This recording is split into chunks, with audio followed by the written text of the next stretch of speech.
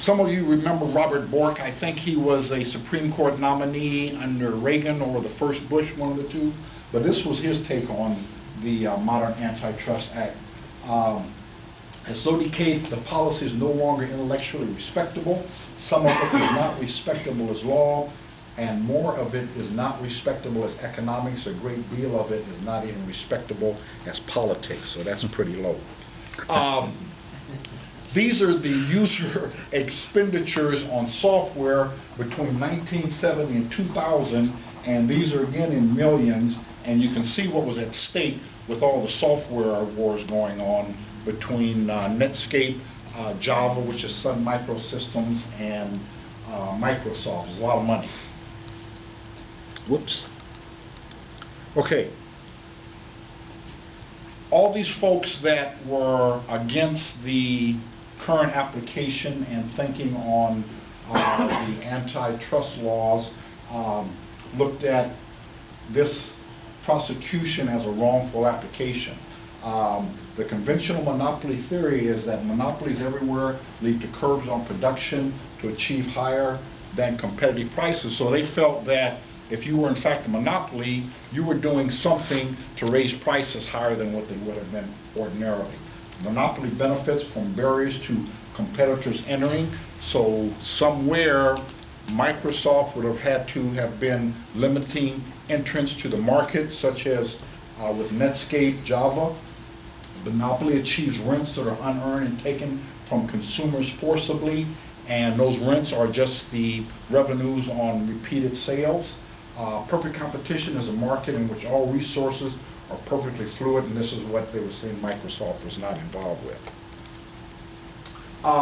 In defense of monopoly, this guy McKinsey wrote this article in defense of monopoly and said that economists and antitrust lawyers have concluded that the problem with antitrust enforcement largely has been a matter of wrongful application.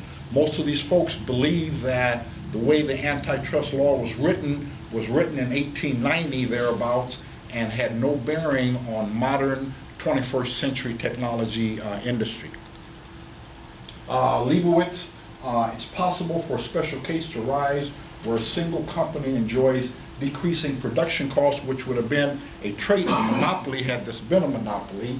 And this is what economists call a natural monopoly, and even under the Sherman Antitrust Act, this would have been okay had this been the case. One of the criticisms of the Sherman Act was that in most cases the entities pushing for prosecution were the competitors. This noise is an acronym for the competitors of Microsoft.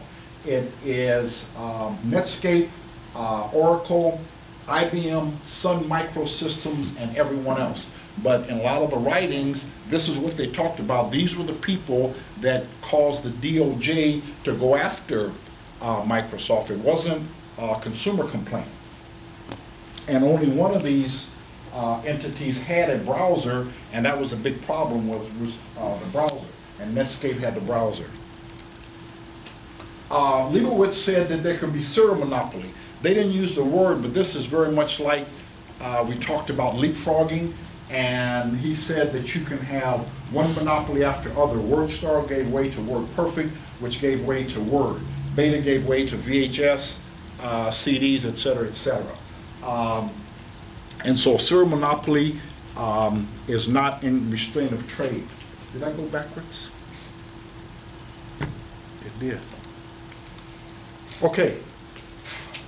One of the gentlemen wrote about Schumpeter in terms of how he would have looked at this. And his view was that major innovations occur repeatedly and category leaders are frequently displaced by better products, and that should be all right. In operating systems, MS-DOS displaced CP/M and Windows displaced MS-DOS. And as a, I didn't do that. And as a summary, I said if Schumpeter was the judge in this trial, this is what he would have arrived at.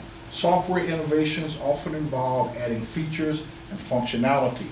At one time, spell check software was a separate product from word processors, and WordPerfect in the early stages added a spell checker. So this look was that, well, if WordPerfect added a spell checker, would that be in restraint of trade on firms that had spell checkers as their primary products?